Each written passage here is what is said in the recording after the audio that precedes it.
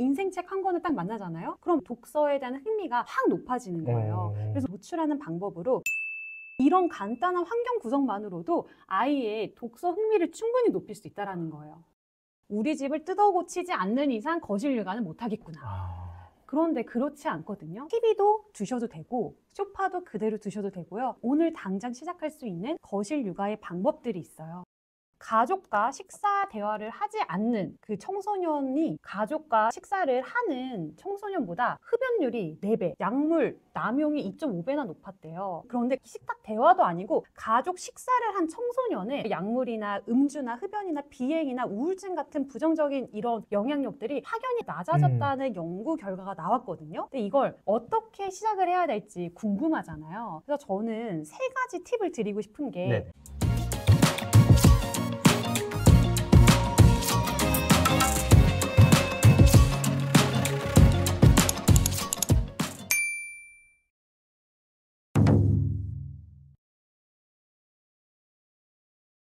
안녕하십니까. 실천할 수 있는 교육 정보만 드리는 채널 가든 패밀리 브루스피드입니다.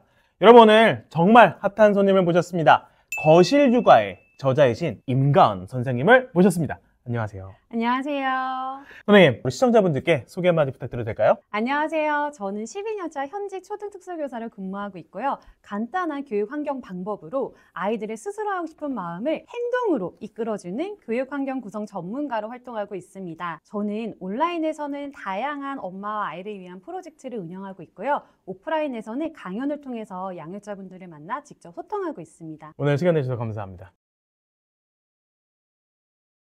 거실을 최초의 학군지라고 표현을 해주셨는데요. 네. 그렇게 표현하신 이유가 있으실까요? 우선 학군지는 아이를 키우는 모든 부모님께서 또 한 번쯤은 그곳에 가보고 싶다라고 고민을 하실 것 같아요. 그런데 학군지에 대한 문제점은 모두가 그곳에 살 수 없다라는 점이 그렇죠. 있고, 또 학군지에 산다고 해서 내 마음만큼 아이를 잘 키울 수 있을까를 확신할 수는 없다고 생각해요. 저는 학군지에 살고 싶은 모든 부모님은 같은 마음을 가지고 있다고 생각해요. 우리 아이 후회 없이 잘 키워보고 싶다. 우리 아이를 후회 없이 잘 키우기 위해서 학군지에 모두 가고 싶어 하는데, 학군지는 모두가 갈 수 없잖아요. 그건 우리가 통제할 수 없는 요인이란 말이에요. 네네. 그런데 그런 통제할 수 없는 요인에 집중할 것이 아니라 시선을 잠깐만 돌려보면은 우리 아이가 최초로 만날 수 있는 학군지가 있어요. 우리가 보통 생각하는 학군지에는 만나는 사람, 그리고 교육 인프라, 그리고 면학 분위기, 이 3가지 때문에 엄마들이 학군지에 가고 싶어 하는데, 이걸 외부 환경에서만 찾을 게 아니라 네네. 이 3가지를 우리가 당장 시작할 수 있는 내부 환경으로 끌고 오면 어떨까요?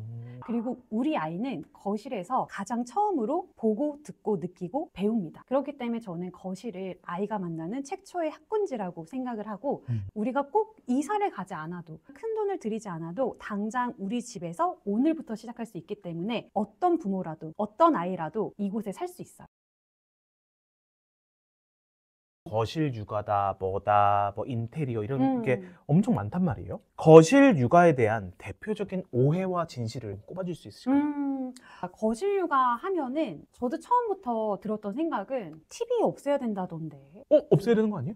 아니에요. 없애지 않아도 돼요. 이런 생각을 저도 처음 했었고, 네. 그리고 주변 사람들한테 물어보면은 정말 모두 다 거실 육아를 했을 때 이런 걸 떠올리세요. 이렇게 진입장벽이 너무 높다고 생각이 들면은 마지막엔 이런 생각으로 끝나요. 우리 집을 뜯어 고치지 않는 이상 거실 육아는 못하겠구나.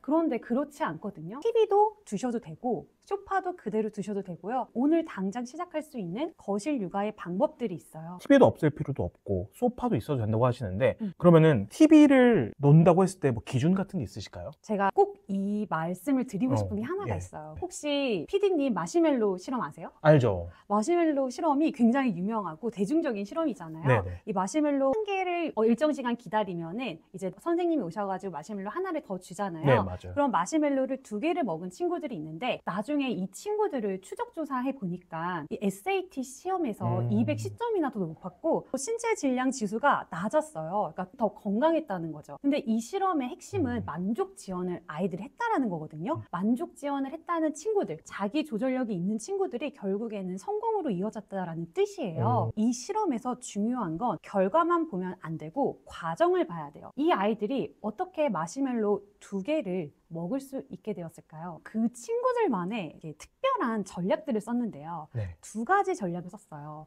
첫 번째는 제거 전략, 두 번째는 회피 전략이에요.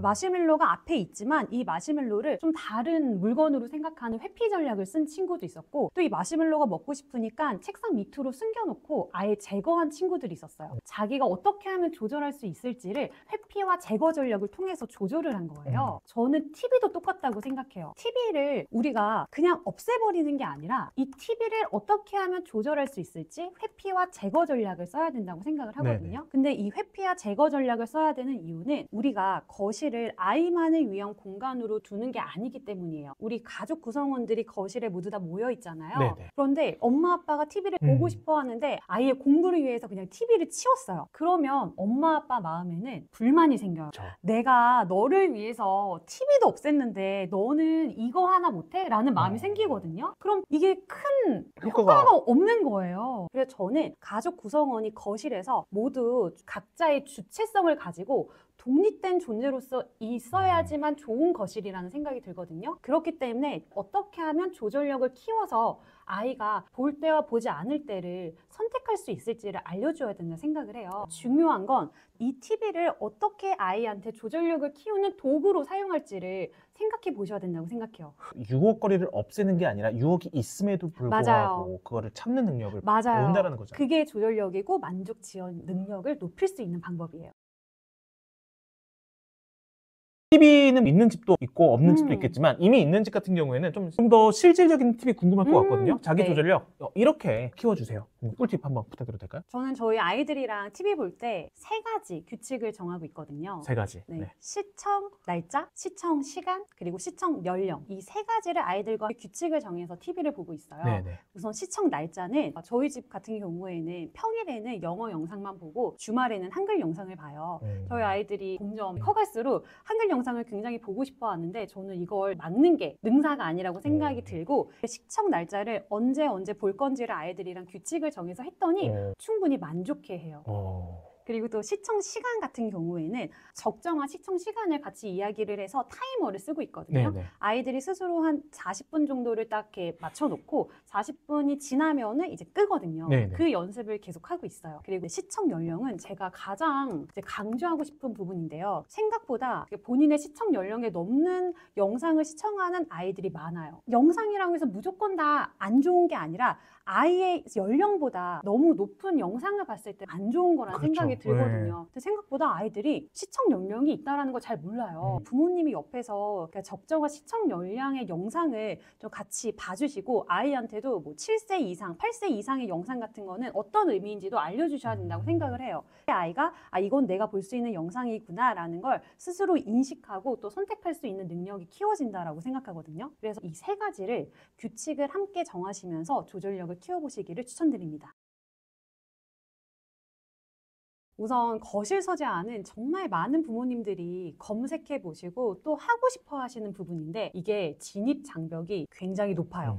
2가지 이유 때문인데요. 첫 번째는 비용이 우선 들고요. 두 번째는 비용보다 더 큰 공간의 문제가 있어요. 그런데 거실 서재화 못한다고 해서 우리 아이가 독서 습관 잡지 못할까요? 그렇지 않거든요. 저도 거실 서재화를 지금은 해놨지만 제가 이사를 하는 도중에 가능했던 거고 그 전에는 전 단돈 10,000원과 단돈 2,000원으로 거실 서재화를 시작을 했어요. 단돈 10,000원과 단돈 2,000원으로 거실 서재화가 가능하다고요? 그 비결이 뭘까요? 우선 거실 서재화를 꼭 만들고 싶다라는 제 마음이 가장 큰 비결이었고 그러다 보니 아이한테 어떻게 하면 책을 자주 노출해 줄 수 있을까를 고민하게 됐어요. 이게 거실 서재화도 되게 중요하지만 아이한테 독서에 대한 흥미를 높이기 위해서는 그냥 책을 많이 노출시키는 거거든요. 네네. 책을 많이 노출시키는 이유는 아이가 그 중에서 자기가 좋아하는 책을 만나기 위해서예요. 근데 그 중에 자기가 좋아하는 책을 만나서 인생책 한 권을 딱 만나잖아요. 그럼 독서에 대한 흥미가 확 높아지는 거예요. 그래서 노출하는 방법으로 10,000원짜리 종이 박스 서재를 사용을 했어요.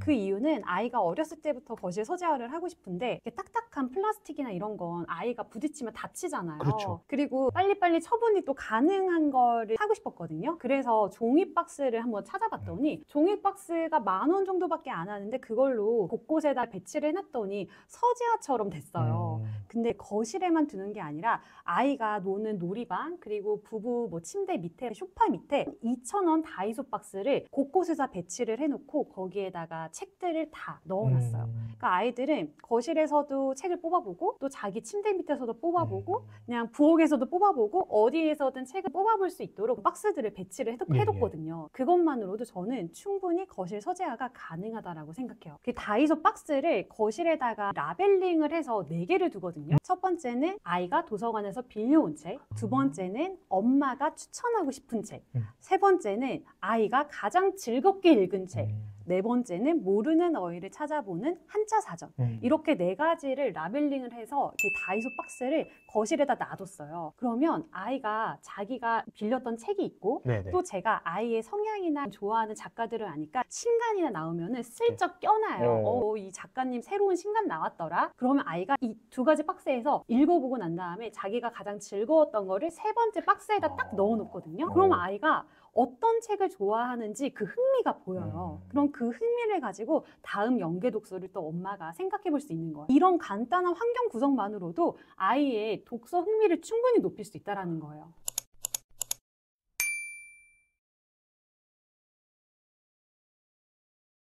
최상위권 아이들의 책상엔 이것이 다르다. 아이들 책상을 어떻게 꾸며줘야 아이들의 집중력, 학습 능률이 좀 올라갈까요? 우선 책상에 대한 생각을 조금 바꾸셨으면 좋겠는 게 책상을 사주는 것까지가 부모의 역할이고 책상에서 공부하는 건 아이들의 역할이라고 생각을 하시거든요. 네네. 그런데 책상에서 어떻게 공부를 하면 되는지까지 방법을 알려주시는 게 또 부모님의 역할이라는 생각이 들어요. 이 방법을 옆에서 어떻게 하라고 알려주는 게 아니라 그냥 할 수 있게끔 환경 구성을 해주시는 거죠. 그래서 저는 책상에 남겨야 되는 거 3가지와 책상에 남기면 안 되는 3가지를 말씀드리고 싶어요. 먼저 책상에 남겨야 되는 3가지 한번 꼽아주실 수 있을까요? 우선 책상에 남겨야 되는 3가지는 예전에 멀티태스킹 능력이 굉장히 각광받던 시절이 있었잖아요. 그런데 이제는 그게 굉장히 큰 뇌에 전환 비용 효과를 드리는 거라는 연구 결과들이 있어요. 뇌의 전환 비용 효과라고 하는 거는 우리 뇌는 한 번에 한 가지밖에 집중을 하지 못한대요.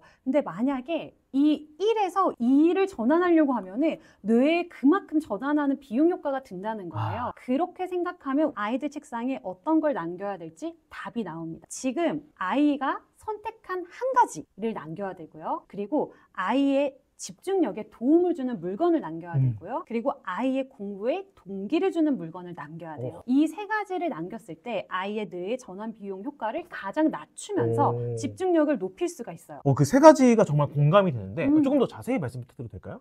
우선 첫 번째는 아이가 현재 집중해야 되는 물건인데요. 만약에 수학 문제집을 선택을 했다면 수학 문제집 그 한 권을 끝까지 풀 수 있도록 자신의 선택에 대한 책임을 질 수 있도록 그 문제집 한 권을 아이가 집중을 해야 되는데 이 집중을 도와주는 물건이 있다고 했잖아요. 네네. 집중을 도와주는 물건 3가지는 첫 번째는 타이머, 두 번째는 독서대, 세 번째는 샘수판이에요. 독서대는 아이가 바른 자세로 공부할 수 있도록 도와주는 보조 도구고 타이머는 본인이 공부를 얼마큼 할 건지를 집중할 수 있도록 연습시켜주는 도구고 샘수판은 연산 문제를 되게 많이 풀잖아요. 샘수판, 100으로 된 샘수판이 있어요. 네네. 저희 집은 아이들이 굉장히 오랫동안 쓰고 있는 하나의 수학 도구인데 요거를 자기들이 좀 잘 안 될 때 스스로 풀 수 있도록 그걸 제가 딱 책상에 올려두거든요. 그럼 자기가 연산을 풀다가 막힐 때 그거를 풀어요. 그러면 아이가 저절로 이제 연습이 되는 효과까지도 있어요. 그리고 마지막으로 동기를 부여해주는 물건인데요. 저희 집에는 아이들이 이렇게 하루 계획표를 모두 마치면 제가 100원을 주거든요. 이 100원을 모아서 주말에 닌텐도를 할 수도 있고 그리고 책을 살 수도 있고 친구 선물을 살 수도 있고 간식 같은 것도 그 돈으로 사요. 그래서 아이들한테는 그 용돈을 모으는 통이 굉장히 큰 동기부여 물건이거든요. 그것만 딱 남겨두고 책상에 나머지는 다 치웠어요. 그랬더니 정말 집중력이 올라가더라고요. 남겨서 안 되는 거 3가지가 또 있어요. 첫 번째, 공부할 때 책꽂이를 다 올려두지 않고 아이 옆에다가 바로 내려놨어요. 책꽂이에 너무 많은 문제들이 꽂혀 있으면은 아이가 이걸 풀다가 이거 좀 어려우니까 요거 풀어야겠다 하고 정말 쉽게 대안을 선택하게 돼요. 저는 그래서 책꽂이는 무조건 내려두는 것을 추천드리고요. 또 두 번째로는 쓰레기나 간식 같은 거는 올려져 있으면 안 됩니다. 그리고 마지막으로 장난감이나 이런 것들도 책상 위에 올려져 있으면 안 됩니다.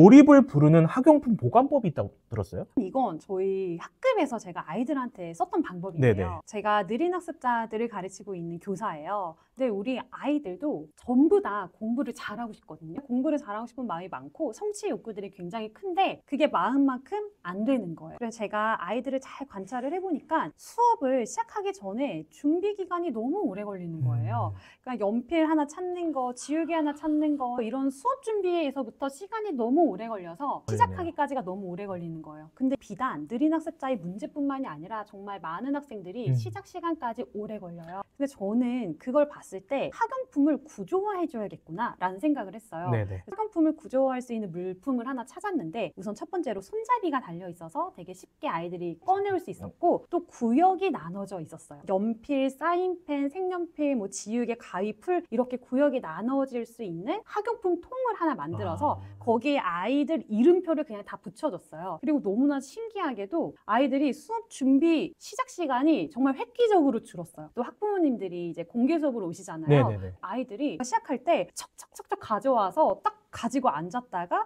자기가 했던 것도 너무 금방 잘 정리하는 걸 보고 어머님들이 굉장히 놀라셨거든요. 뿌듯하시고. 집에서는 정말 정리를 못했는데 아이들이 정리를 잘하는 모습을 보고 굉장히 긍정적인 피드백을 많이 해주셨었어요. 네네. 그러니까 저는 그걸 보고 모든 아이는 진짜 다 하고 싶은데 방법을 잘 모를 뿐이구나 라는 걸 제가 다시 한번 깨달았고 그 방법을 그대로 저희 아이들한테 또 썼어요. 그랬더니 아이들이 정말 너무 쉽게 꺼내고 너무 쉽게 정리하게 됐어요. 학습에 필요한 준비 기간이 단축되면서 훨씬 더 집중력이 높아졌어요. 그리고 스스로 정리가 되니까 되게 성취감을 느끼더라고요. 어떻게 정리를 하라고 하나하나 가르쳐주면 잔소리가 돼요.